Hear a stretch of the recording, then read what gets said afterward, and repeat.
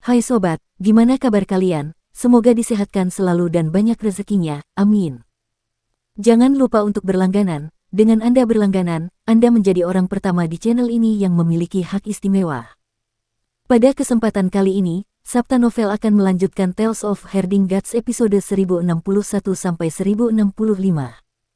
Untuk melihat video selengkapnya, sahabat bisa kunjungi playlist yang telah Mimin sediakan. Yuk mari, kita berimajinasi bersama dan masuk ke alur ceritanya.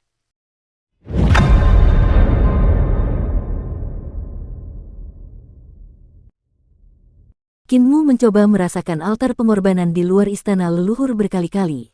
Namun, dia gagal berkali-kali. Ada kekuatan yang mengganggu kesadarannya di kehampaan. Keringat dingin mengucur dari dahinya. Gangguan itu berasal dari tambang. Da Hong jelas-jelas menghancurkan pemanggilan terbaliknya.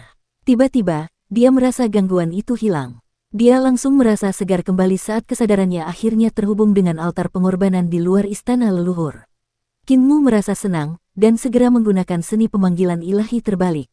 Ki vital dan kesadarannya bercampur untuk memanfaatkan altar pengorbanan di luar. Pada saat yang sama, samar-samar ia mendengar nyanyian merdu namun menyedihkan. Seolah-olah seorang wanita terlantar bernyanyi di tepi sungai sambil berjalan ke dalamnya sebelum perlahan menghilang ke dalam air sedingin es. Dia menoleh ke belakang dan melihat seorang permaisuri yang tampak anggun tengah menggendong Da Hong sambil berjalan ke arah mereka. Kinmu merasa linglung saat istana leluhur menghilang, dan dia mendengar suara air mengalir. Pemandangan di depannya berubah, dan aliran sungai muncul di depannya.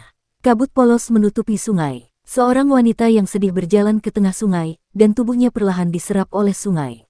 Dia menyenandungkan lagu melankolis yang liriknya tidak dapat dipahami. Ilusi. Kinmu segera menggunakan kesadarannya, dan dia berteriak dengan marah, ilusi kesadaran.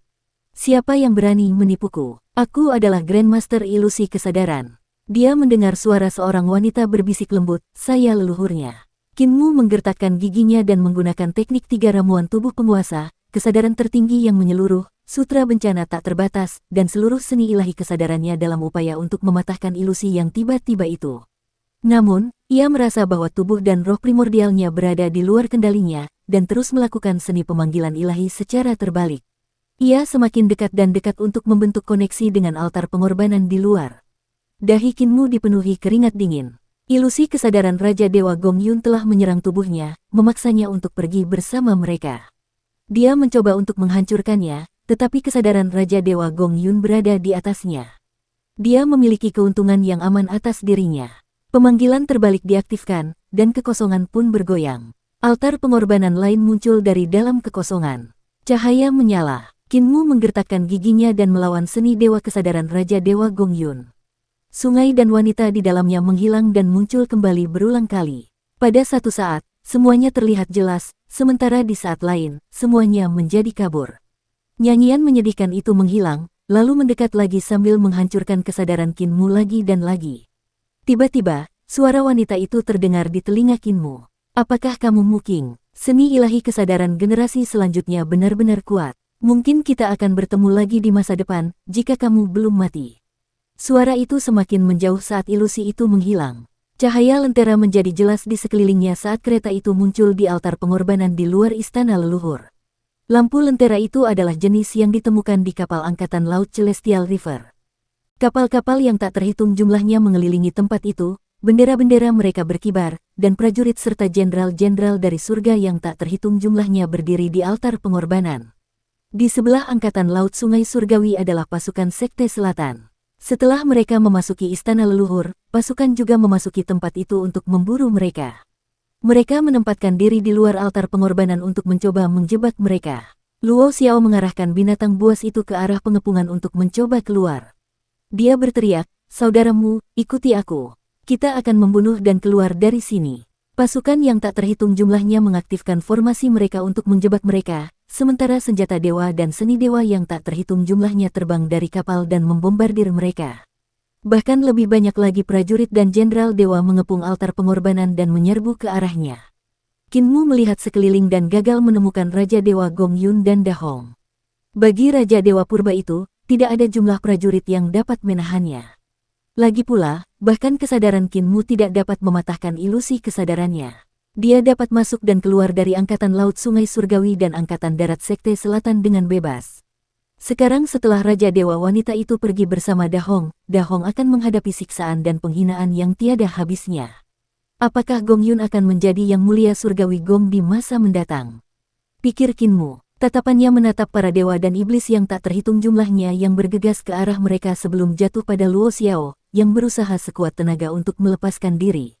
Luo Xiao terjebak. Angkatan Laut Sungai Surgawi dan pasukan Sekte Selatan telah memasang perangkap yang tak terhindarkan. Bahkan Qin Mu akan merasa sulit untuk melarikan diri. Luo Xiao. Qin Mu menggunakan kesadarannya dan bergegas ke arahnya. Namun, kesadarannya hancur di bawah kekuatan seni ilahi dan senjata ilahi yang tak terhitung jumlahnya. Jangan bawa binatang buas itu kembali ke kekosongan besar. Binatang buas itu tidak dijinakkan olehmu tetapi oleh Kaisar Agung. Dia sengaja menyerahkannya kepadamu. Jangan ambil kembali. Senjata dewa yang tak terhitung jumlahnya bangkit, dan kegelapan total menghalangi seluruh altar pengorbanan. Yaner menatap pemandangan itu dengan ekspresi pucat setelah dia buru-buru mengangkat lenteranya.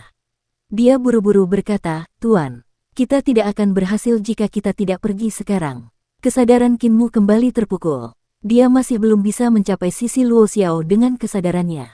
Yaner. Qin Mu tidak mencoba lagi. Dia menutup matanya dan berkata dengan lembut, "Matikan cahayanya." Yaner meniup lentera itu. Namun, senjata-senjata suci dan cahaya seni suci membuat altar pengorbanan itu terang benderang.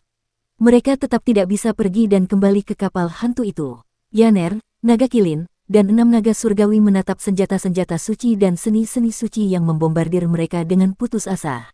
Mereka tidak dapat menahan diri untuk tidak menutup mata. "Dimanapun aku berada, Yudu ada di sini," kata Qin Mu lembut. Suara mendesing. Kegelapan yang tak berujung menghilang darinya. Kegelapan itu segera menyelimuti altar pengorbanan. Kegelapan itu menghilang secepat datangnya. Tak lama kemudian, kegelapan itu pun sirna oleh senjata-senjata suci dan seni-seni suci. Kereta di altar pengorbanan, dan Qin Mu, naga kilin, dan Yaner, yang ada di dalamnya, menghilang satu persatu. Ombak sungai surgawi bergemuruh. Air samar-samar mengalir melalui langit dan tahun. Kemudian, sebuah kapal hantu tiba-tiba muncul dan melompat turun dari air dan ke sungai surgawi. Bendera itu berkibar dan bertuliskan, "Hutan berbulu," yang dijahit di atasnya. Wei Suifeng berdiri di bagian depan perahu. Ia menatap kabut tebal di depan, lalu berbalik dan berkata, "Saudaraku, kamu sudah lama pergi. Apa yang kamu alami?" Qin Mu berjalan keluar dan diam-diam menatap kabut di atas air. Dia memikirkan pengalamannya cukup lama sebelum berbicara. "Saya mengalami sejarah. Begitulah adanya." Wei Suifeng memahaminya dan berkata dengan santai, "Sejarah tidak akan berubah hanya karena campur tangan dan pengalamanmu. Semua kerja kerasmu adalah bagian dari sejarah. Aku mengalaminya sendiri." Qin Mu pergi ke sisinya, dan mereka melihat keluar sambil berpegangan pada sisi kapal, seolah-olah mereka ingin melihat menembus kabut sejarah. Wei Suifeng mengalami lebih banyak lagi. Perasaan kendali yang jelas muncul di hati daunnya yang mencegahnya bersikap tidak terkendali seperti sebelumnya. "Kakak, kemana kamu ingin pergi selanjutnya?" tanyanya. "Pemberhentian selanjutnya." Tatapan mata Qin Mu samar-samar. Dia berkata sambil tampak tenang, "Aku ingin menemukan Dewa Selatan Burung Vermilion. Aku belum bertemu dengannya, tetapi aku masih harus menemukannya. Bisakah kapal ini kembali ke era yang lebih kuno? Aku ingin melihatnya di tahun pertama era Naga Han." "Tidak," Wei Suifeng berkata, "substansi yang tidak berubah hanya dapat memungkinkan kapal untuk kembali sejauh era saat kapal itu dibangun. Kapal itu tidak dapat pergi ke era sebelum itu. Itu karena tidak ada kapal seperti itu saat itu. Hal yang sama berlaku untuk seni ilahi Celestial Venerable Ling. Kabut sungai surgawi hanya dapat membawa Anda ke era setelah Celestial Venerable Ling lahir. Dia tidak dapat melakukan apapun terhadap era sebelumnya. Kapal itu dibangun sekitar 1000 tahun setelah tahun pertama era Naga Han. Era tertua yang dapat Anda kunjungi adalah era yang baru saja Anda kunjungi." Qin Mu mengangguk pelan dan berkata, "Jadi, mari kita tetap berada di era Naga Han." Wei Suifeng menatapnya dan bertanya, "Saya melihat Anda sedikit tertekan. Ada apa?" "Saya bertemu seorang saudara. Dia jujur dan tulus, tetapi saya tidak bisa menyelamatkannya." Qin Mu berkata pelan, "Aku tahu akhir hidupnya, dan aku mencoba mengubah takdirnya berulang kali. Namun, berulang kali, aku menemukan bahwa akhir hidupnya sudah ditakdirkan. Aku bertanya-tanya di mana dia sekarang dan bahaya apa yang akan dia hadapi. Aku masih berpikir apakah dia akan menjadi gila saat bertemu denganku lagi. Mungkin dia akan membenciku karena berbohong padanya. Kapal itu mengapung di sungai dan hendak meninggalkan kabut. Wei Suifeng mempercepat langkahnya, berkata, kau harus bergerak sekarang. Bangkitkan semangatmu. Kau adalah yang mulia surgawimu. Qinmu menyegarkan dirinya dan naik ke kereta. Wei Suifeng maju dan memegang tali kekang. Ia mendongak dan berkata, kau lelah setelah perjalananmu. Aku seharusnya mengizinkanmu beristirahat di sini, tetapi aku tidak bisa. Kita menjadi satu dengan kapal ini. Kita menjadi substansi yang tidak berubah. Semakin lama kau tinggal di sini, semakin besar kemungkinan kau akan berasimilasi. Saat itu, kau tidak akan bisa pergi. Pada akhirnya, kau akan menjadi seperti kami, hantu liar ruang dan waktu. Tatapan Qinmu jatuh ke wajahnya. Dia bertanya dengan tenang, berapa kali lagi aku bisa menggunakannya? Tidak lebih dari 5. Wei Suifeng berkata, kamu akan berasimilasi pada kali ke-6. Saat itu, kita akan dikutuk ke dalam kutukan abadi. Saudaraku, kamu harus menghargai kesempatan ini. Setelah kesempatan ini, aku akan mengirimmu kembali ke kedamaian abadi.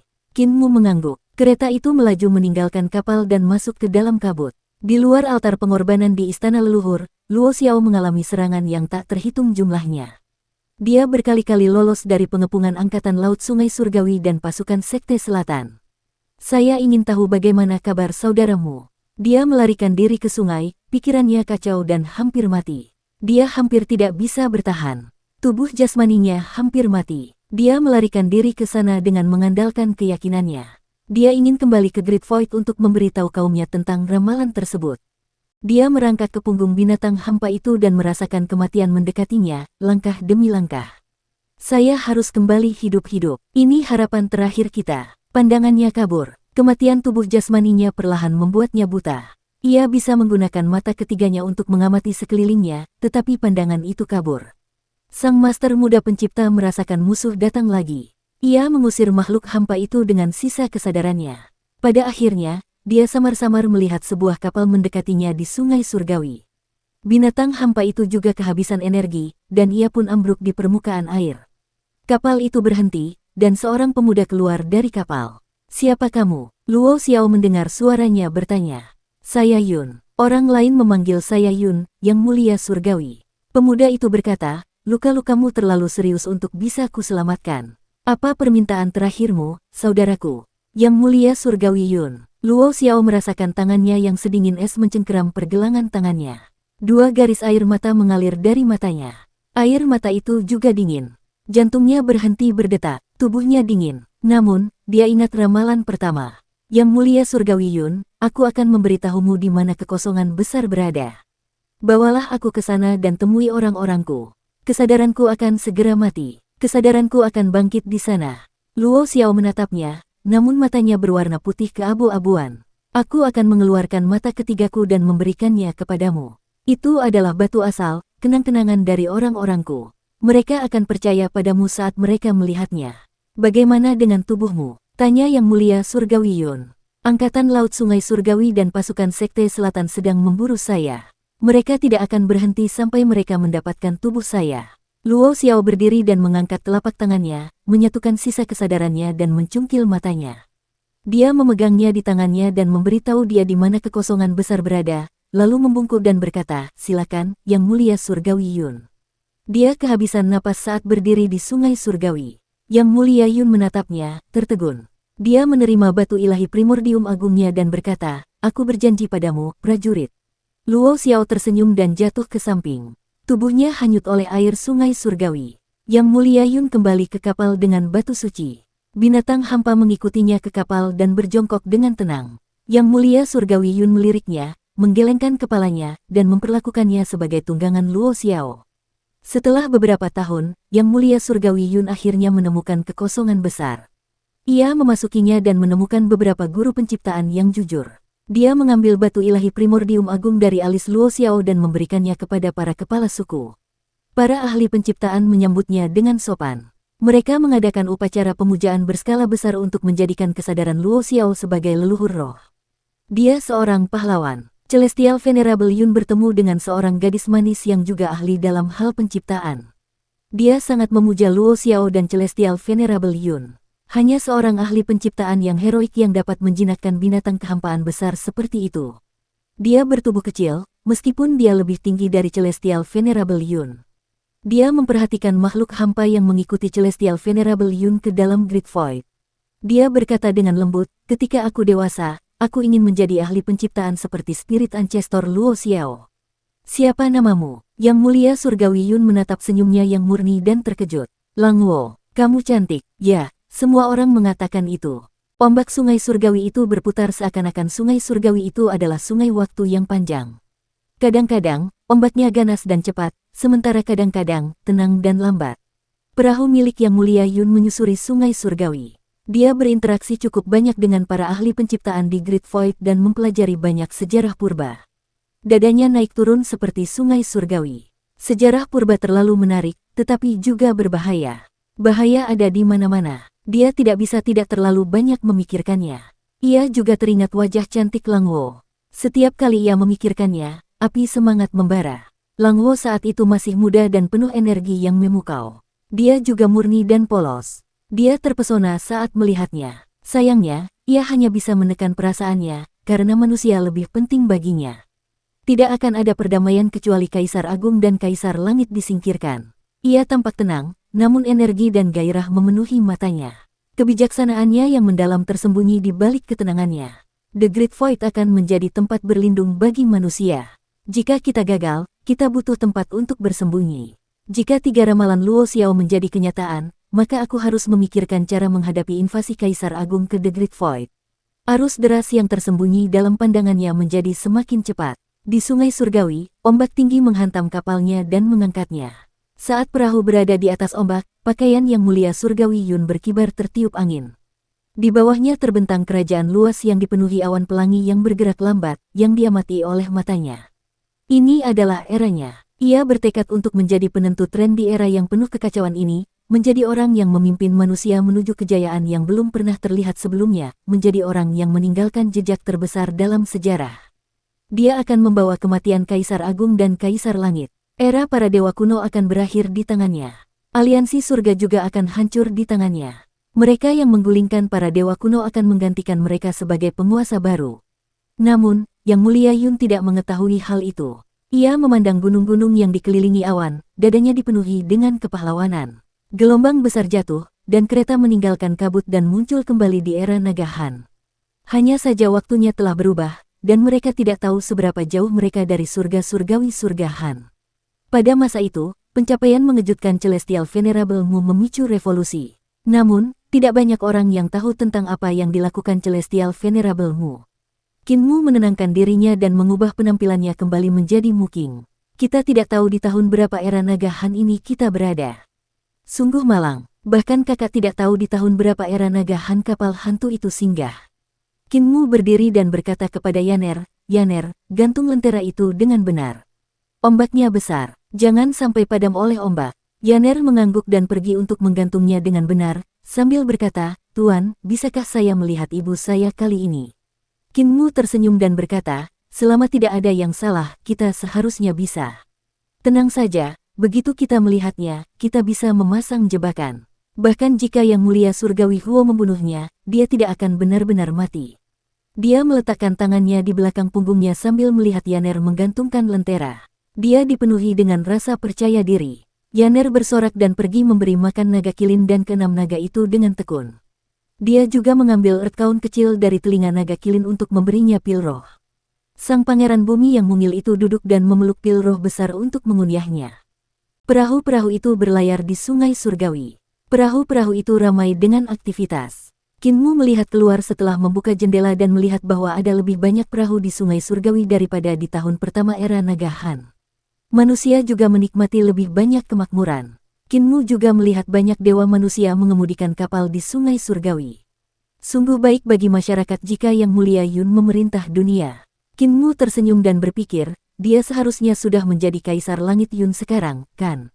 Sayang sekali aku tidak bisa melihatnya saat aku pergi ke zaman Naga Han terakhir kali. Aku mungkin bisa bertemu dengannya kali ini. Kami hanya bertemu sekali, di pertemuan kolam giok tahun pertama zaman Naga Han, tetapi kami tidak pernah berbicara secara rinci. Tiba-tiba dia tercengang. Anehnya, dalam surat wasiatnya untuk keluarganya, dia menyebutkan bahwa Yang Mulia Yun tidak pernah bertemu Yang Mulia Mu setelah itu. Dia hanya bisa menggunakan teknik Brahma Buddha untuk menyamar sebagai Yang Mulia Mu dan menggunakan identitasnya untuk melakukan sesuatu. Mungkinkah benar bahwa kita tidak pernah bertemu lagi setelahnya? Qin Mu menggigil. Mungkinkah benar bahwa mereka berdua hanya bisa saling memandang dari jauh sepanjang sejarah? Itu akan menjadi kenyataan yang menyedihkan. Nagapi, ayo kita pergi ke surga surgawi Han milik manusia. Suara Qin Mu terdengar dari dalam dan samar-samar berkata, aku ingin melihat bagaimana keadaan teman-teman manusiaku yang lama.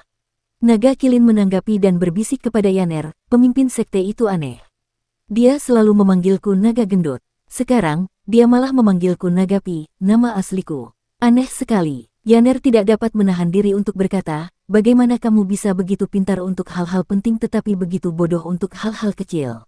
Fatih Dragon adalah nama panggilan kekanak-kanakan, sedangkan Dragon P adalah nama yang tepat. Dia menganggapmu kecil dan belum dewasa sebelumnya, jadi dia memanggilmu Fatih Dragon. Sekarang setelah dia merasa bahwa kamu sudah dewasa dan dewasa, dia memanggilmu dengan namamu yang sebenarnya. Begitu pula dengan orang tua dan orang tua. Mereka akan memanggilmu dengan namamu yang sebenarnya begitu mereka merasa bahwa kamu sudah dewasa. Poh-poh, omong kosong. Pemimpin sekte tidak membesarkanku seperti aku adalah putranya. Tidak, siapa yang membuatkanmu makanan? Siapa yang mengajarimu teknik? Siapa yang memanjakanmu? Naga Kilin tercengang ketika Pangeran Bumi yang mungil itu tertawa. Kepala Naga Kilin terkulai dengan ekspresi tertekan. Kitab suci pembinaan manusiaku mungkin sia-sia. Hati Daoku akan runtuh. Kereta itu bergerak menuju sungai surgawi. Surga Han surgawi milik manusia dibangun di depan. Qin Mu bersemangat. Mungkin kali ini aku bisa melihat Yang Mulia Surgawi Yun. Mungkin dia akan berada di surga Han surgawi. Langit Han surgawi jauh lebih besar dari sebelumnya. Ketika dia mati dari jauh, langit itu tampak mewah dan megah. Langit surgawi yang asli masih ada di sana, tetapi ukurannya kecil. Para dewa manusia telah membangun banyak istana di sekitarnya dan menarik lebih banyak anak sungai surgawi untuk mengangkatnya. Qin Mu melihatnya dan melihat banyak perahu berlayar keluar dari anak sungai. Suasananya ramai dengan aktivitas. Para dewa terbang ke surga Han dari bawah dan meninggalkan jejak cahaya di udara. Yang Mulia Yun memerintah dengan sangat baik, seperti yang diharapkan. Qin Mu dipenuhi kegembiraan saat ia memerintahkan Naga Kilin untuk berhenti. Mereka menghentikan sebuah perahu yang lewat. Perahu itu penuh dengan muatan, dan kemungkinan besar menuju ke surga lain melalui sungai surgawi untuk menjual barang. Para dewa menjaga perahu itu, dan mereka datang untuk menanyakan mengapa mereka dihentikan. Mereka melihat betapa luar biasanya kereta harta karun naga surgawi dan tidak berani melambat. Qin Mu keluar dari kereta dan bertanya, saudaraku, kita sekarang berada di tahun berapa di era naga Han? Dewa itu tersenyum dan berkata, aku tidak tahu tahun pastinya. Namun, aku tahu tahun surga Han surgawi. Tahun ini adalah tahun ke-100.000 sejak Kaisar Surgawi Yun naik tahta. Jika kau datang lebih awal, kau bisa melihat upacara itu, tetapi sayangnya, kau terlambat. Sudah 100.000 tahun sejak Kaisar Langit Yun naik tahta. Qin Mu terkejut. Jika Yang Mulia Yun naik tahta pada tahun ketika surga Han dibangun, maka dia akan terlambat 100.000 tahun. Sepertinya kamu dari tempat yang jauh, ya. Dilihat dari penampilanmu yang lelah karena bepergian, kamu pasti sudah bepergian cukup lama. Dewa itu berkata, ketika perayaan itu diadakan, Kaisar Langit Yun mengumumkan sesuatu yang besar, tetapi sayangnya, kamu melewatkannya. Qin Mu bertanya dengan rasa ingin tahu, apa itu? Kerajaan tahta Kaisar pertama di dunia. Dewa itu berkata dengan gembira, Kaisar Langit Yun menjadi makhluk pertama yang berkultivasi ke alam tahta Kaisar. Bahkan Kaisar Langit kuno memerintahkan orang-orang untuk mengirim hadiah. Pada hari itu, langit surgawi Han sedang ramai dengan aktivitas. Pangeran Bumi, Adipati Langit, Ibu Pertiwi, dan bahkan Permaisuri Langit mengirim hadiah untuk memberi selamat kepada Kaisar kita karena telah menjadi makhluk tahta Kaisar dan membuka teknik tahta Kaisar pertama di dunia. Qin Mu juga ikut gembira dan memuji, bagus, bagus sekali. Dia mampu memahami alam tahta Kaisar di hadapan para dewa hanya dalam waktu 101.000 tahun. Dia benar-benar jenius yang tak tertandingi. Yaner bingung, butuh 101.000 tahun untuk berkultivasi hingga ke tahta Kaisar. Jenius yang tak tertandingi. Guru tampaknya tidak tahu bahwa orang-orang di era Kaisar pendiri membutuhkan waktu kurang dari 1.000 tahun untuk mencapai alam tahta Kaisar. Bagaimana bisa Yang Mulia Surgawi Yun disebut jenius karena membutuhkan waktu lebih dari 100.000 tahun untuk melakukan hal yang sama? Dia bingung. Dia tidak tahu bahwa generasi selanjutnya memiliki pengalaman dari banyak orang sebelum mereka, jadi kultivasi mereka berhasil. Di era yang mulia surgawi Yun, meskipun alam itu ada, tidak ada seorang pun yang pernah mencapainya sebelumnya. Tidak hanya itu, tidak ada teknik lain pada era ini yang dapat menjadi inspirasi. Semua orang, bahkan para pemimpin setengah dewa, harus memulai dari nol dan berkultivasi dengan coba-coba. Seolah-olah seseorang menemukan jalan dalam kegelapan dengan menyentuh. Yang lebih mengerikan adalah membuat kesalahan. Jika seseorang melakukan kesalahan dalam tekniknya, terkadang mereka harus memulai ulang seluruh proses. Kalau seseorang berkultivasi hingga ke alam ibu kota Giok dan sedang dalam proses memasuki alam langit Numinous ketika mereka menyadari telah melakukan kesalahan saat memasuki alam dewa sejati, mereka harus mengerjakan ulang dan memodifikasi semua teknik mereka dari alam dewa sejati ke alam ibu kota Giok. Namun bagaimana jika menemukan kesalahan saat membuka khazanah suci? Seseorang harus sepenuhnya membalikkan teknik mereka sebelumnya. Oleh karena itu, sulit untuk meningkatkan teknik di era Naga Han. Semua orang mencari dalam kegelapan. Itu semua adalah coba-coba. Oleh karena itu, mayat orang yang meninggal kemungkinan besar dapat memenuhi seluruh surga.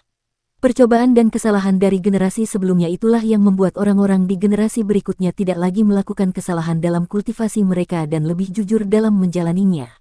Menjadi orang pertama yang membuka teknik tahta kaisar dan berkultivasi ke alam tahta kaisar adalah pencapaian monumental oleh Yang Mulia Surgawi Yun yang menunjukkan keunggulannya. Tamu, kami masih harus berdagang dan tidak bisa tinggal lama. Dewa penjaga kapal dagang itu berkomentar, mungkin butuh waktu belasan tahun bagiku untuk kembali. Saat itu, aku juga akan menjadi tamu yang lelah bepergian. Kinmu tertawa dan melambaikan tangan padanya. Kereta itu melaju ke depan surga Han Surgawi, dan naga kilin menghentikannya di depan gerbang surgawi selatan. Yaner menurunkan lentera dan mengikuti Kinmu dan yang lainnya ke surga Han Surgawi. Sangat mencolok bagi mereka yang membawa lentera berkeliling di siang hari. Kinmu melihat sekeliling. Orang-orang di era ini sudah memiliki banyak prestasi di bidang seni. Bangunan-bangunannya cukup indah untuk memikat orang-orang dengan keindahan kunonya. Kinmu telah melakukan beberapa penelitian mengenai hal ini, jadi dia memperlambat langkahnya untuk melihat sekeliling dengan gembira. Yun, kenapa kamu kembali begitu cepat? Suara yang familiar muncul, dan Kinmu menoleh ke arah suara itu. Ia melihat Celestial Venerable Yue, yang ditemani beberapa dewa. Ia menggerutu, bukankah kau bilang kau akan pergi ke Dragon Han Celestial Heavens untuk mengajukan keluhan kepada Kaisar Langit Kuno? Celestial Venerable Hao telah menginvasi tanah kami, dan para dewa setengahnya juga memakan banyak dewa kami. Kami telah bertempur berkali-kali di garis depan. Dengan keluhan ini, kami harus. Kenapa kau berubah menjadi Celestial Venerable-mu lagi? Tiba-tiba dia melihat Yaner, naga kilin, dan orang-orang aneh yang telah berubah menjadi 6 naga surgawi di sekitar Kinmu. Dia tertegun dan menatap Kinmu. Kinmu berkata dengan lembut sambil tersenyum, sudah lama sekali, Yue. Perpisahan terakhir kita terasa seperti baru kemarin. Apakah kamu baik-baik saja? Yang Mulia Yue sulit mempercayainya saat menatapnya. Langkah kakinya menjadi ringan saat dia berjalan ke arahnya. Dia mengamatinya berulang kali. Dia tampak sedikit kuyu, tetapi sebaliknya, dia tampak sama. Seolah-olah terakhir kali mereka bertemu adalah kemarin. Namun, tatapannya menjadi lebih cekung, seolah-olah dia telah mengalami banyak hal. Auranya juga berubah menjadi lebih pendiam. Sudah 100.000 tahun berlalu. Dia bergumam pelan, ini bukan kemarin. Sudah 100.000 tahun sejak kau pergi, Yang Mulia Surgawimu. Aku tahu, Kinmu tersenyum. 100.000 tahun bagimu hanyalah sehari bagiku. Yang Mulia Yue memaksa dirinya untuk tidak berhenti saat dia menariknya ke arah langit. Dia tersenyum dan berkata, setelah kamu pergi, seseorang menemukan rahasiamu. Kamu tahu siapa orangnya? Dia adalah Suster Ling. Dia sangat gembira, dan suaranya menjadi lembut dan ringan.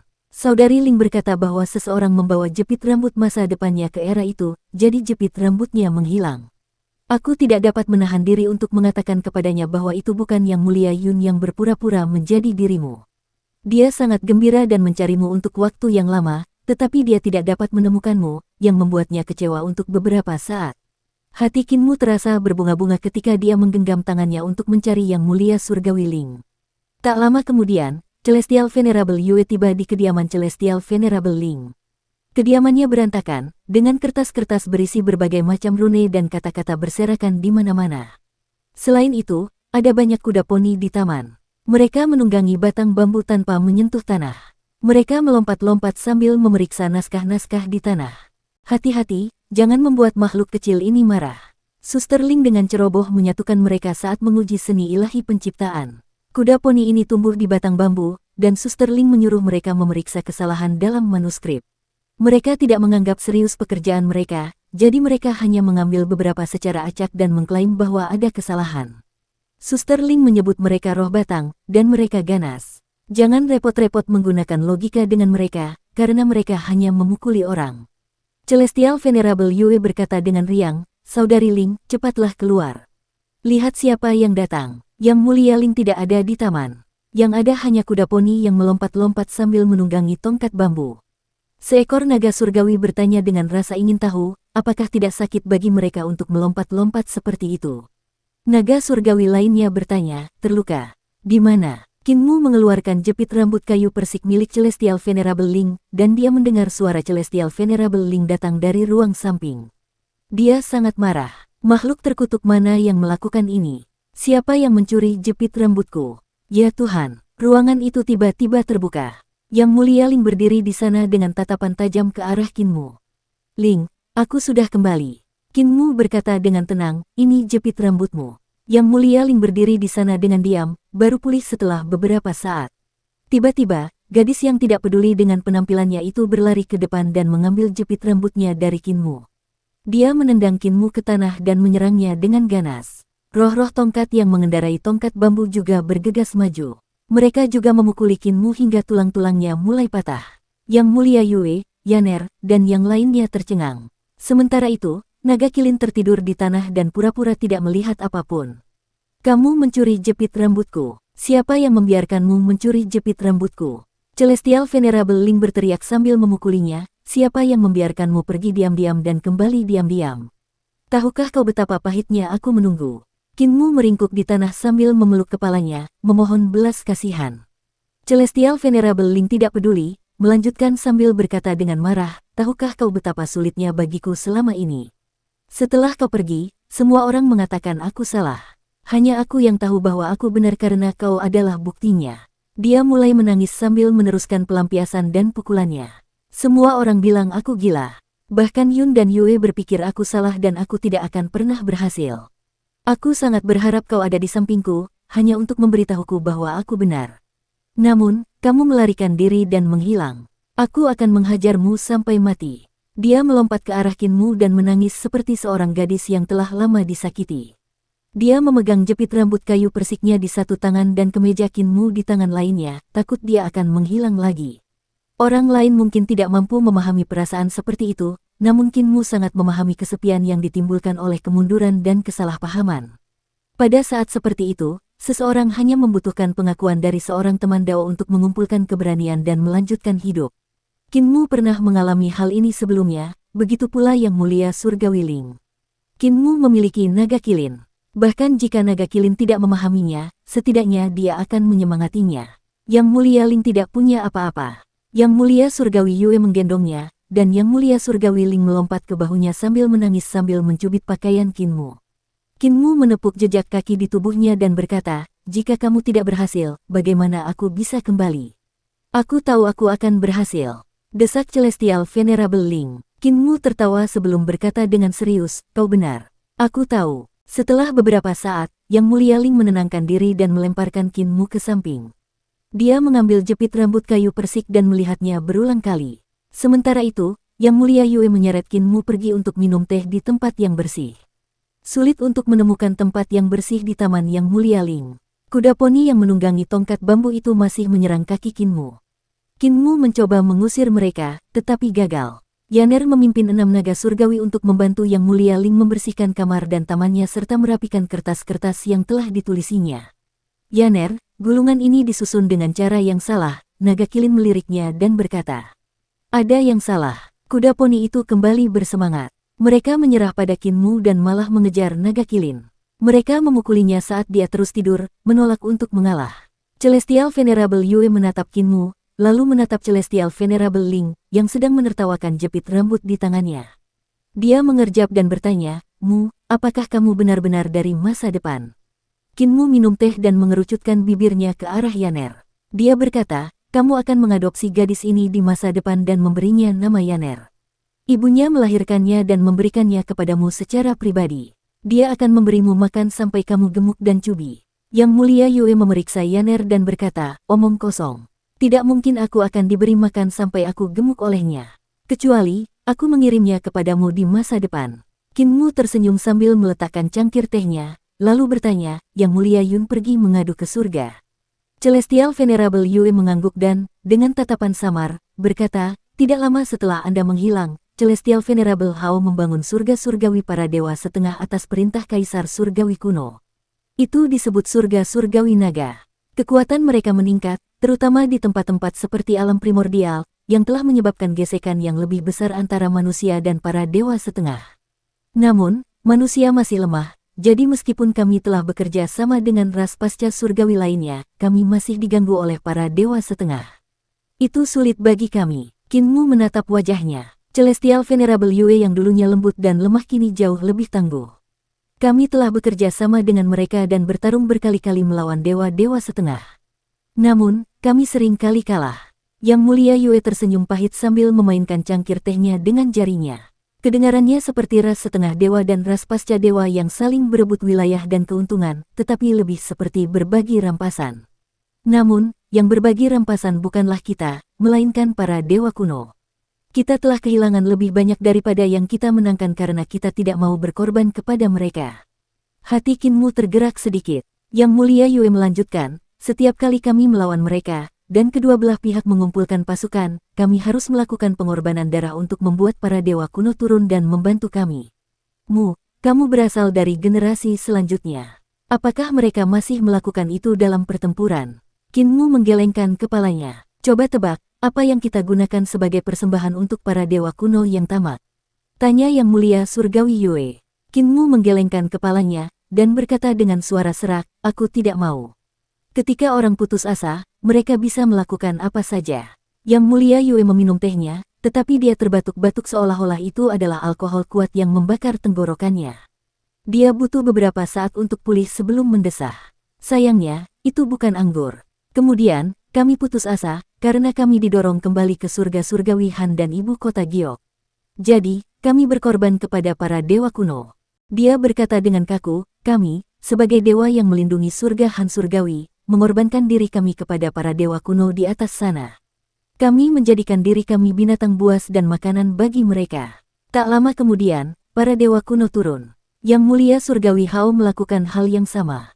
Coba tebak apa yang terjadi. Sebelum Kinmu sempat berkata apa-apa, dia tertawa dan berkata, kedua belah pihak memiliki dewa-dewa kuno, dan pertempuran itu berdarah dan dipenuhi dengan kebencian yang mendalam. Semua orang mengira itu akan menjadi pembantaian berdarah yang tak terbayangkan, tetapi dewa-dewa kuno kedua belah pihak benar-benar bernegosiasi, bertindak sebagai meditasi.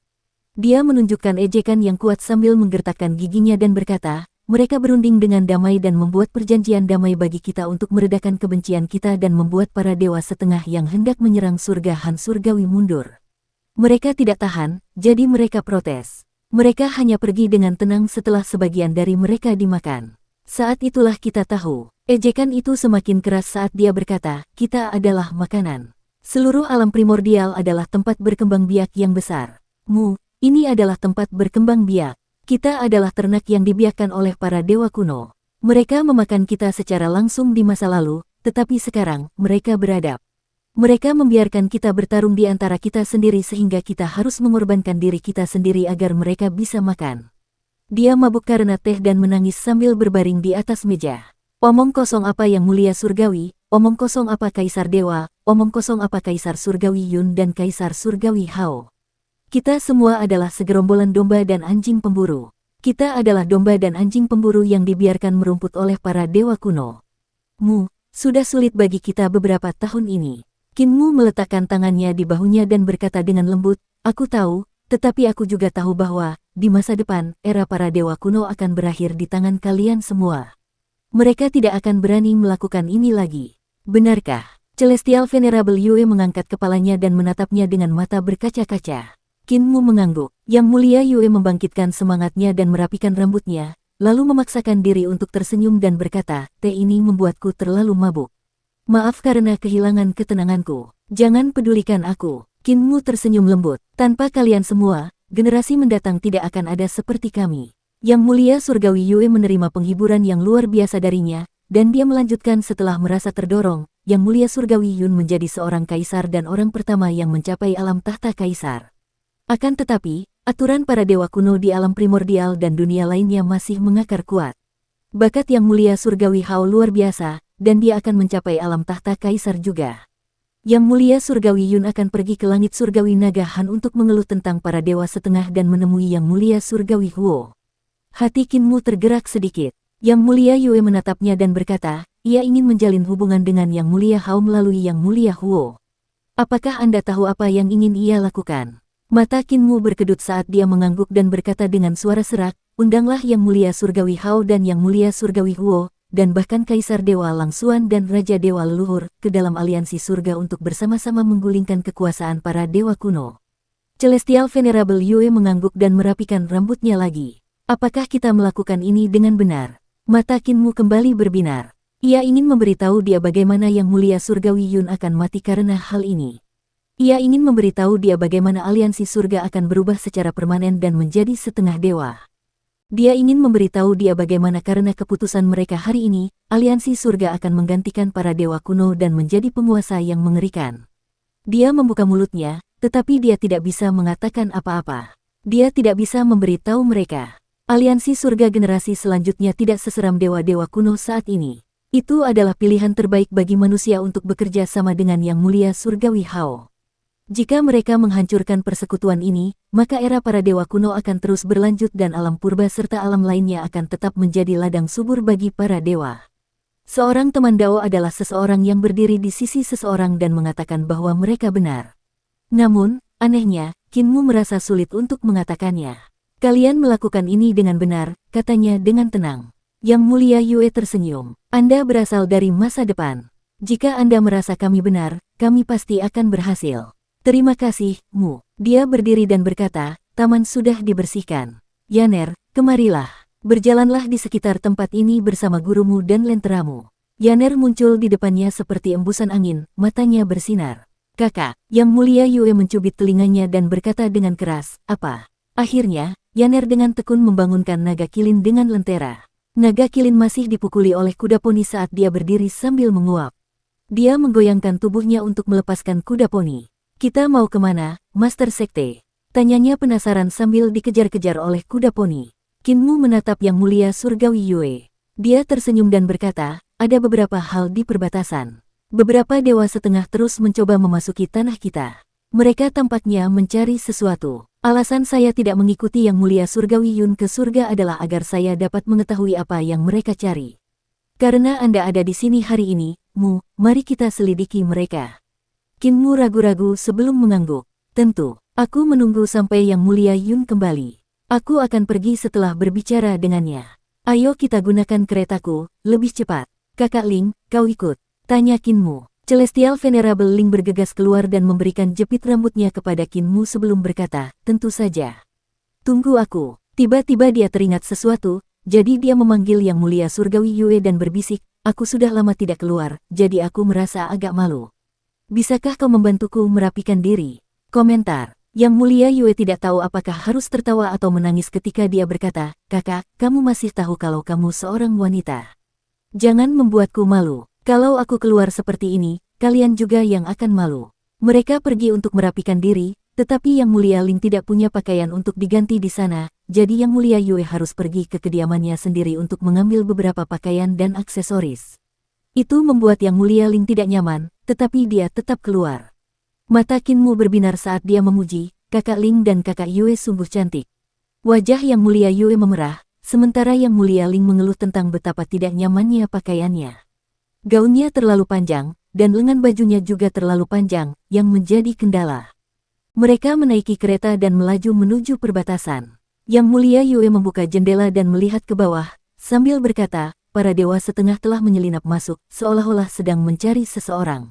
Aku memerintahkan orang-orang untuk mencari tahu, dan akan segera ada berita. Mereka tiba di sebuah kota perbatasan kecil dan turun ke bawah. Sebagian besar orang di sana adalah orang biasa, meskipun ada beberapa praktisi seni dewa. Langit Han surgawi sangat mewah, sementara manusia di alam primordial masih hidup dalam kemiskinan. Namun, itu masih merupakan kemajuan dibandingkan dengan tahun pertama era Naga Han, karena orang-orang dapat mempertahankan mata pencaharian mereka, meskipun pas-pasan. Orang bisa melihat setengah dewa berkeliaran di perbatasan. Mereka turun, dan langit tiba-tiba menjadi gelap. Kinmu mendongak dan melihat seekor burung raksasa terbang di kejauhan dengan sayap hijau emas. Burung itu menghalangi matahari. Burung itu berteriak sambil terbang, "Dahong, dahong. Akan ada banjir." Penduduk kota panik dan berhamburan. Burung besar itu turun tak jauh dari kota, tampak seperti gunung besar. Di atasnya terdapat istana dewa, dan seseorang diikat pada tiang di luar istana. Dadanya terbuka, dan tombak besar tertancap di dalamnya. Dia sedang sekarat. Yang Mulia Yue hendak menanyakan situasi tersebut ketika Kinmu menghalanginya dengan tangannya. Dia menggelengkan kepalanya dan berkata, "Saya mengenali orang-orang di istana. Orang di tiang itu juga bukan orang baik. Biarkan saja mereka." Seorang wanita keluar dari istana sambil membawa cambuk panjang dan mencambuk pria di tiang. Pria itu terluka parah. Setelah itu, wanita itu memotong daging dari dada pria itu dengan pisau tajam dan memaksa membuka mulutnya untuk memaksanya memakan dagingnya sendiri. "Saya pernah mendengar tentang mereka." Celestial Venerable Yue berkata dengan kaget, "Aku pernah mendengar tentang pasangan aneh ini di alam primordial. Wanita itu akan keluar setiap hari untuk memukul pria itu dan menyiksanya. Akhirnya aku menyaksikannya sendiri." Pada saat itu, Dewa Pengintai kembali. Dia menyapa Yang Mulia Yue dan Yang Mulia Ling dan berkata, "Saya telah mengetahui bahwa mereka sedang mencari seorang pria bernama Ah Chou." "Ah Chou?" Kinmu langsung gugup. Dia buru-buru bertanya, "Yang mana?" Dewa itu tidak mengenalinya, tetapi dia menjawab, "Aku tidak tahu. Kita berada di perbatasan. Manusia setengah dewa dan manusia hidup berdampingan, dan baik kita maupun manusia setengah dewa tidak dapat mengelola daerah ini. Tidak ada sensus." Ekspresi Kinmu berubah saat dia buru-buru berkata kepada Yaner, "Jaga lentera itu. Jangan sampai padam." Yaner bingung. Lentera itu adalah harta karun Wei Suifeng, dan dia adalah kaisar awan tak berujung. Bagaimana mungkin lentera yang dia tempa itu bisa dengan mudah dipadamkan? Kinmu sangat gugup. Dia berjalan berkeliling dan buru-buru memberitahu Yang Mulia Ling dan Yang Mulia Yue, "Evakuasi orang-orang di sini. Pindahkan mereka ke pedalaman, jauh dari tempat ini. Akan terjadi kejadian mengerikan di sini." Yang Mulia Yue tercengang dan segera memerintahkan orang-orang untuk memindahkan manusia ke pedalaman. Kegelapan akan datang, itu akan datang. Kegelapan hari itu pasti berasal dari surga di dekat sini. Para dewa setengah itu menemukan tempat yang salah. Kinmu menatap langit. Ada beberapa surga di sana. Beberapa dewa setengah kuat terbang ke arah mereka dan meninggalkan jejak cahaya dewa, seperti meteor yang melesat di langit. Kinmu bergumam, "Ah Chou sebenarnya berada di dunia terdekat, tetapi kegelapan akan datang, dan tempat ini akan terpengaruh. Lentera itu tidak akan mampu menahannya. Saudari Yue, Saudari Ling, aku harus segera meninggalkan tempat ini dan pergi ke surga. Aku harus sampai di sana sebelum kegelapan tiba dan melakukan apa yang harus kulakukan." Yang Mulia Surgawi Yue dan Yang Mulia Surgawi Ling agak enggan ketika mereka berkata, "Kalian ingin pergi ketika kalian baru saja tiba di sini."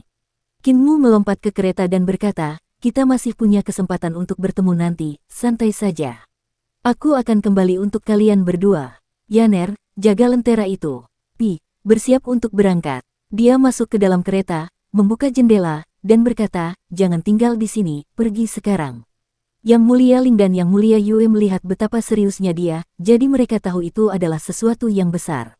Yang Mulia Ling pergi kepadanya, memberinya jepit rambut kayu persiknya, dan berkata, "Sebelum kamu pergi, kembalikan padaku." Kinmu menaruhnya di tengah alisnya, dan begitu mendarat di tanah kata Kin, ada satu lagi di rambut Yang Mulia Surgawi Ling.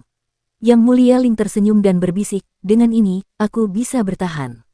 Naga-naga surgawi menarik kereta itu ke udara dan menggunakan angin untuk melaju kencang. Ketika kereta itu melewati istana dengan burung itu, lelaki berlumuran darah itu mengangkat kepalanya dan berteriak pada kereta itu, "Aku tidak boleh mati. Jika aku mati, tidak seorang pun dari kalian yang akan lolos." Kinmu menatapnya melalui jendela. Dia tidak berekspresi dan tidak bisa berkata apa-apa. Wanita itu berjalan keluar dan menatap Kinmu dari kejauhan. Kinmu mengangguk, dan wanita itu membalas sapaannya. "Aku memisahkan permusuhan dan kebaikanku dengan jelas. Aku akan membalas budimu di masa depan." Kinmu merasakan gelombang kesadaran wanita itu di kepalanya. Kereta itu melewati istana dan terbang menuju sungai surgawi. Pria dengan tombak yang tertancap di dadanya di tiang itu tersenyum. Nusin, aku merasakan letusan kekuatan dahsyat di kegelapan. Earth Count telah bereinkarnasi. Apakah kau ingin menggunakan kesempatan ini untuk menyingkirkannya? Musuh terbesar para penguasa penciptaan, selain Kaisar Agung dan Taichu, adalah Pangeran Bumi. Wanita itu berkata dengan jelas, keduanya, begitu juga Earth Count, akan mati. Ini adalah kesempatan yang sangat bagus untuk membunuh Earth Count. Begitu dia pergi, para master penciptaan akan terbebas dari musuh alami mereka. Aku kemudian dapat menciptakan banyak master penciptaan dan mengisi kembali suku Nusin. Saya bisa membantu Anda. Pria itu berkata dengan lembut, bagaimanapun juga, kita adalah suami istri. Tidak apa-apa jika dia tidak menyebutkan hal itu. Setelah dia menyebutkannya, wanita itu menjadi marah dan mengambil sebuah nampan dari istana dengan ratusan jarum perak di atasnya. Dia mengambil satu dan menggoyangkannya pelan-pelan, lalu benda itu menjadi sepanjang 1 kaki. Dia lalu menusukkannya ke tubuh pria itu satu persatu. Pria itu menjerit kesakitan. Pada saat itu, wanita itu tiba-tiba merasakan sesuatu dan melihat ke langit dengan tergesa-gesa. Pria di tiang itu berkata dengan gembira, kau juga merasakannya. Kekuatan gelap yang melonjak. Kekuatan ini datang dari Earth Count. Mereka telah menemukannya. Kita bisa bekerja sama sebagai suami istri untuk menyingkirkannya. Wanita itu mendengar apa yang dikatakannya, dan kebencian tumbuh di hatinya. Dia mengambil cambuk dan mencambuknya dengan ganas, menyebabkannya penuh luka. Lelaki di tiang itu berteriak sambil tertawa, asal kamu di sampingku, aku akan menyukainya bahkan jika kamu memukulku dengan kekuatan 10 kali lipat. Wanita itu menyingkirkan cambuknya dan menatap ke arah gelombang gelap itu. Dia berkata dengan dingin, tidak mudah untuk bersekongkol melawan Earth Count. Aku butuh tubuh aslimu untuk muncul. Di mana itu? Mengapa itu belum muncul? Pria itu menatapnya dengan lembut. Ia diam-diam menatapmu. Aku memperhatikan bagaimana kau memukulku. Aku tidak akan pernah bosan, bahkan jika itu berlangsung selama 100.000 atau sejuta tahun lagi. Wanita itu memukulinya lagi. Keluarkan. Celestial Venerable Ling dan Celestial Venerable Yue juga merasakan gelombang gelap itu. Gelombang itu tidak datang dari tempat di dekat mereka. Sebaliknya, gelombang itu datang dari surga di atas mereka. Alam primordial memiliki ribuan dunia yang tergantung di langit. Dari mana mereka berasal dan mengapa mereka muncul merupakan misteri bagi ras post-celestial. Mereka hanya tahu bahwa mereka tergantung di sana. Setelah perjalanannya keluar, Yang Mulia Surgawi Yun pernah mengungkapkan bahwa itu mungkin dunia yang diciptakan oleh suatu ras prasejarah, tetapi dia tidak menjelaskannya secara rinci. Tiba-tiba, bumi berguncang hebat, dan aura iblis gelap membanjiri tanah. Orang-orang di perbatasan panik dan berlarian seolah-olah langit akan runtuh. Celestial Venerable Ling dan Celestial Venerable Yue terkejut saat mereka mendongak. Langit tampak seperti mata iblis raksasa yang memancarkan aura iblis yang seperti tentakel. Sementara itu, aura jahat yang keluar dari tanah mengalir ke surga itu, tetapi keduanya merasa bahwa aura itu tidak berasal dari suatu tempat di bawah tanah. Sebaliknya, aura itu berasal dari ruang dan waktu lain. Yudu, telah terjadi perubahan drastis di Yudu. Pikir mereka berdua bersamaan. Pada saat itu, aura iblis yang gelap menjadi semakin pekat. Celestial Venerable Yue terbang dan berkata, cepat, evakuasi orang-orang di sini. Cahaya melesat di langit saat mereka terbang menuju surga. Mereka adalah setengah dewa yang luar biasa kuat. Di sungai surgawi, Kinmu mempercepat langkahnya, dan kereta langsung menuju ke surga. Pada saat itu, dia melihat bintang-bintang di langit semakin terang karena menutupi cahaya matahari. Jantung Kinmu berdebar kencang. Itu adalah dewa kuno yang menggerakkan bintang leluhur mereka sambil terbang ke arah mereka dari waktu dan ruang yang jauh. Pada saat itu, ia melihat beberapa kapal besar menyeret suatu benda raksasa sambil terbang di atasnya di sungai surgawi, menuju surga di alam purba. Sekarang setelah dia jauh darinya, hal itu tampak seperti garis hitam baginya. Objek besar yang diseret kapal-kapal itu adalah panggung dewa yang besar, tempat dua bagian raksasa udara yang mengerikan saling terkait seolah-olah mereka adalah naga banjir. Mereka terus berputar hingga mencapai titik tertinggi di langit. Berkorbanlah, rakyatku. Suara geraman pelan terdengar dari langit. Itu suara dewa kuno. Berkorbanlah, agar kami bisa turun. Lebih banyak kapal bergerak ke bagian depan kereta. Mereka terhubung untuk membentuk altar pengorbanan raksasa. Banyak dewa setengah mendorong keluar berbagai macam bentuk kehidupan ke altar pengorbanan. Pengorbanan darah dimulai, dan mereka menguap dalam aura merah tua. Mereka berteriak ke surga dengan getir saat tubuh jasmani mereka menyusut dengan kecepatan yang terlihat. Di langit, Cahaya merah menyeret bintang-bintang semakin dekat dan rendah. Dewa-dewa kuno membentuk bentuk-bentuk aneh dan turun dari surga dan ke altar pengorbanan di sepanjang cahaya. Mereka membuka mulut mereka untuk bernapas dalam-dalam, dan anggota tubuh yang tak terhitung jumlahnya bangkit dan memasuki mulut mereka. Para dewa kuno yang berpenampilan sangat aneh tertawa dan berteriak, "Ayo kita pergi dan temui Ah Chow itu." Kereta perang itu lewat, dan naga kilin menoleh ke belakang dan bertanya, "Master Sekte, abaikan mereka." Kinmu berkata dengan acuh tak acuh, "Kegelapan akan segera datang. Cepatlah, kita tidak bisa menyia-nyiakan kesempatan ini. Kita hanya punya 5 kesempatan untuk kembali ke masa lalu." Naga kilin mengangguk dan berkata, "Namun, kapal-kapal itu telah memblokade sungai surgawi, jadi itu akan sulit terobos mereka," kata Kinmu. Para dewa kuno di altar pengorbanan memperhatikan mereka, dan tatapan mereka tertuju pada kereta. Para dewa setengah di kapal juga menatapnya dengan gelisah. "Kereta ini sepertinya tidak asing," kata dewa kuno berkepala serigala. "Dia adalah serigala kayu dari Kuistar Sovereign." Seorang dewa kuno berkepala ayam berkata, "Saya pikir Kaisar Langit punya salah satunya. Di surga, orang-orang terhormat memiliki kereta seperti ini. Namun, Kaisar Surgawi memiliki 10 naga surgawi, sedangkan keempat dewa memiliki 9. Dewa kuno bertanduk kayu dan kepala bersisik yang menyerupai buaya berkata, "Pejabat yang berkuasa memiliki 8 tanduk, putra mahkota memiliki 7 tanduk. Namun, saya belum pernah mendengar tentang kereta yang ditarik oleh 6 naga. Jiao Mujiao, aku pernah mendengarnya. 100.000 tahun yang lalu, iblis itu memiliki 6 naga surgawi yang menarik keretanya. Penguasa bintang 5 elemen." Kinmu membuka jendelanya dan memperlihatkan separuh wajahnya. Ia melihat ke arah depan, bukan ke arah 28 dewa kuno. Ia berkata dengan jelas, "Ya, ini aku. Jika kalian tidak menghalangiku, aku tidak akan menghalangi kalian semua. Bukalah jalannya." Tatapan mata mereka tertuju pada wajahnya dan mereka menjadi ragu-ragu. Tiba-tiba, serigala kayu kui melambaikan tangannya dan berteriak, "Buka sungainya." Kapal-kapal bergerak ke sisi-sisi, dan kereta terus melaju. Para dewa kuno di sisi-sisi memandang Kinmu di dalam kereta. Tiba-tiba, seorang dewa kuno tertawa. "Yang muliamu, pertempuranmu di sungai surgawi saat itu menggemparkan dunia. Aku ingin tahu apakah kau masih bisa bertarung. Kemudian, kau menyerang beberapa kali, tetapi kau juga kalah beberapa kali." Kereta itu tiba di tengah armada, dan Kinmu bermeditasi, tetap diam. Gui Jinyang tersenyum dan berkata, "Kau menghilang 70.000 tahun yang lalu. Kudengar kau kalah dari Yang Mulia Surgawi Hao, yang membuatmu patah semangat. 100.000 tahun telah berlalu, dan lawan-lawanmu dari masa lalu telah menjadi praktisi kuat yang terkenal, sementara kau masih sama. Apakah kau sudah meningkat?" Kinmu membuka matanya dan berkata dengan jelas, "Aku telah berkultivasi ke alam dewa sejati dari alam dewa." Suara tawa terdengar dari sekelilingnya. Yang lain sudah berada di alam langit luminous. Yang Mulia Surgawi Yun bahkan mencapai alam tahta kaisar. "Namun, Anda masih dewa sejati." Kinmu memejamkan matanya lagi.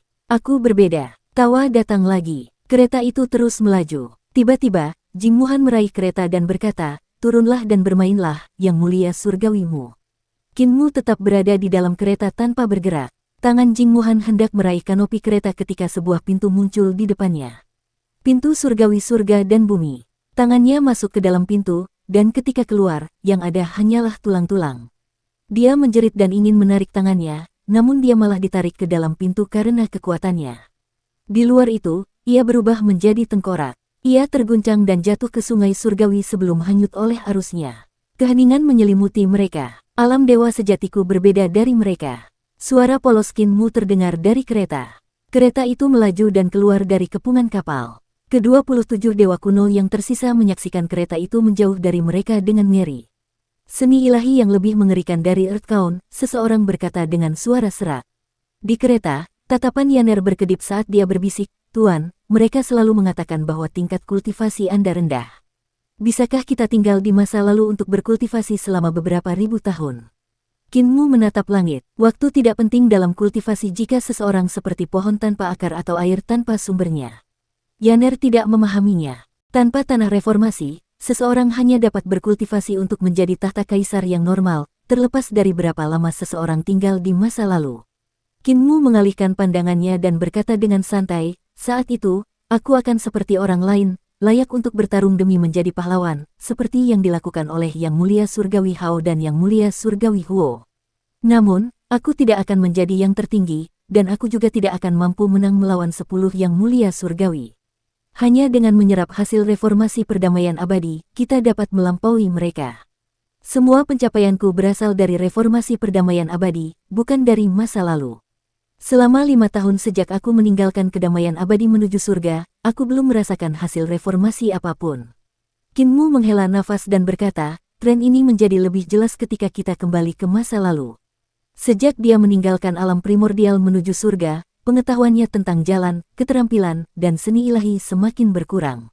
Setiap kali dia kembali ke kedamaian abadi, dia akan mempelajari sesuatu yang baru. Ini adalah efek dari tanah. Reformasi Eternal Peace masih berlangsung, tetapi ia telah meninggalkan tanah reformasi. Setiap kali ia kembali, ia hanya akan mendapatkan nutrisi. Itulah jalan surga. Jika dia tinggal di masa lampau, yang tidak jelas dan tidak dikenalnya, dan di mana jalan, keterampilan, dan seni ilahi masih dikembangkan, seni ilahi apapun yang dibawanya ke sana akan mengejutkan orang-orang.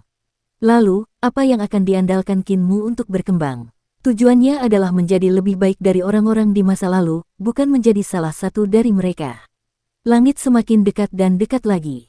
Ke-27 dewa kuno membawa panggung eksekusi dewa dan pisau misterius eksekusi dewa ke surga tempat Ah Chou berada. Serigala kayu kui berkata, tidak baik bagi kami untuk mengungkapkan identitas kami kali ini. Bawa pisau suci ini dan eksekusi dia. Kami akan bersembunyi dan mengawasimu. Jika kau melakukannya dengan baik, putra mahkota akan memberimu hadiah besar. Di surga itu, Ah Chou sudah mencapai jalan buntu. Banyak dewa setengah berdiri di tebing tinggi, menggendong anak-anaknya dan berkata kepada Ah Chou di bawah, berlututlah. Sementara itu, di Taman Kekaisaran Surga, Yang Mulia Yun berjalan di belakang Kaisar Surgawi kuno. Perjalanannya ke sana adalah untuk mengeluh tentang Yang Mulia Hao secara resmi.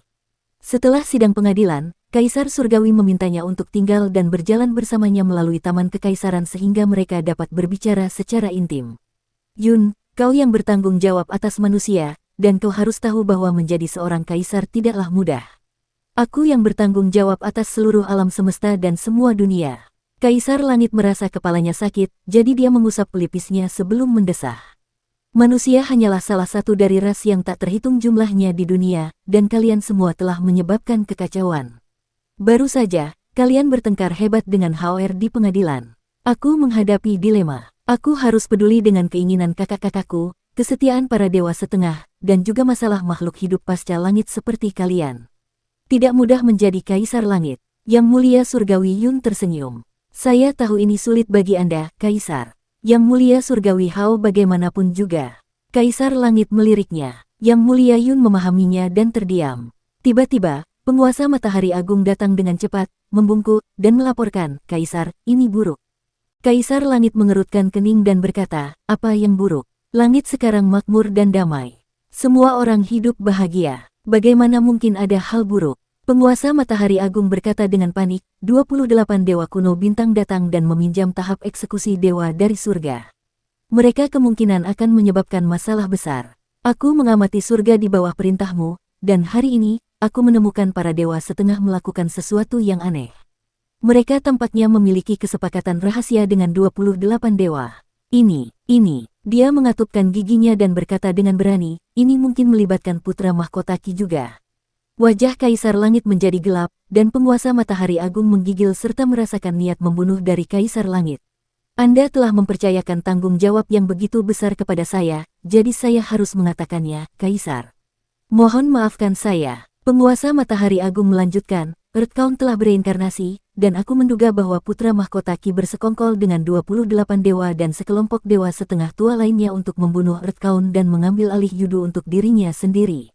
Putra mahkota Ki kejam. Jika dia berhasil, dia tidak akan bisa menahan ambisinya, dan suatu hari, dia mungkin bercita-cita untuk naik tahta dan mengancammu, Kaisar.